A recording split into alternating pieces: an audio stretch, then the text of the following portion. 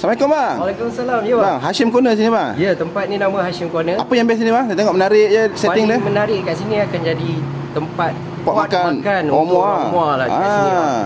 Okey, untuk hari ni yang special kita ada ais kepal. Ais kepal. Dekat sebelah kita ada so laksa. So laksa. Lepas tu Dan bang? coming soon akan ada oden. Oden Eden. Okey bang, boleh tak buat saya yang best-best bang? Saya nak try lah bang. Okey, abang pergi duduk dulu. Duduk dulu. Sekejap lagi kita hantar yang special punya. Okey, saya duduk dulu bang. Right.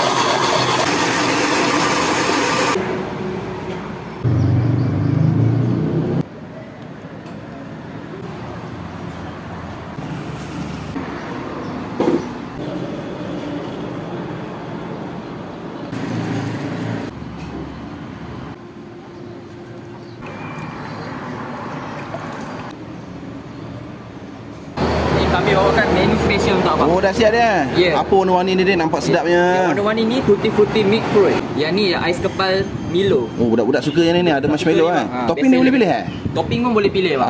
So makanan adik bagi apa? Yang makanan ni asam laksa sarang hei. Adik nak tanya, kedai kat mana dia? Kedai kita orang berada di Jalan Hashim. Okey. Dia dekat Hashim Corner.